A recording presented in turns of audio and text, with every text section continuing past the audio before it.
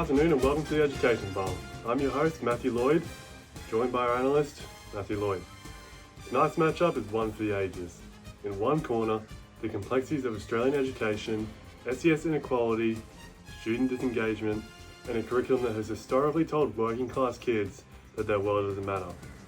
In the other corner, one pre-service teacher, armed with a philosophy, a reading list, and a dangerous amount of opinions about how schools should work. Before we get into tonight's game, let's take a look at the numbers. In Australia, students whose parents have attended university are 4 times more likely to go to university themselves. Compare that to students whose parents didn't. Most importantly, after Indigenous status, coming from a working class family is the single most significant determinant of poor educational outcomes in this country. One thing to keep in mind, Matthew, is that those aren't just numbers, they're kids. Tonight's quarterback has some thoughts about what schools should be doing differently. Here's our interview with him from earlier. Matthew, big game tonight. Before we get into strategy, what's your overall philosophy heading into the season? At the end of the day, my philosophy comes down to one thing. Every student who walks into my classroom deserves to feel like they belong there. Not just tolerated, definitely not managed, but genuinely seen and heard. Because when a student from a working class background sits down in the classroom where the language, the knowledge, and culture all reflect someone else's life, they get the message pretty quickly that school isn't for them.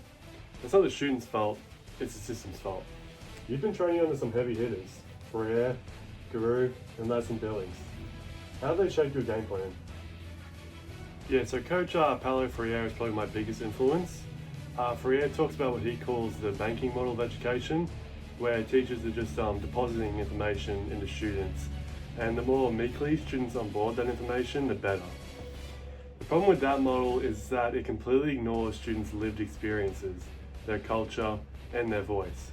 It tells them that what they already know doesn't count.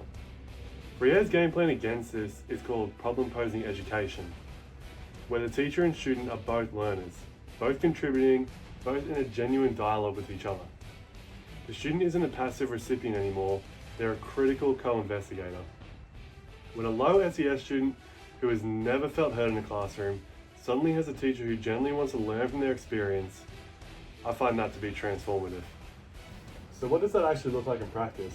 Like on game day, what's your strategy? This is where Gloria Ladson Billings comes in for me. She talks about culturally relevant pedagogy. This pedagogy has 3 main components. First, you hold every student to high academic standards. Second, you actively affirm and incorporate students' cultural identities in your teaching, rather than pretending that they don't exist.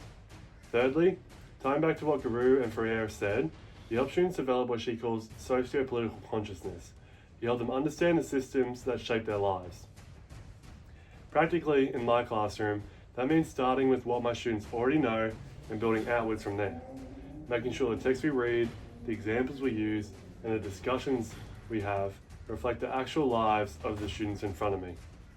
What does a win look like for you at the end of the season? A win for me looks like a student who came in feeling like school wasn't for them, and then leaving at the end of the year feeling like they have something valuable to say, and the tools to say it.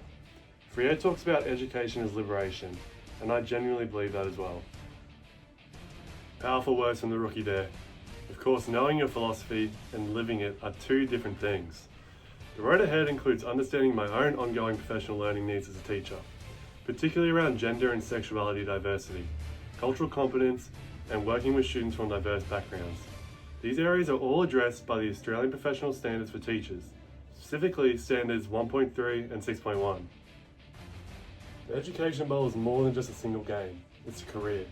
If tonight's interview is anything to go by, Matthew Lloyd is ready to play. The fake, Williams looking down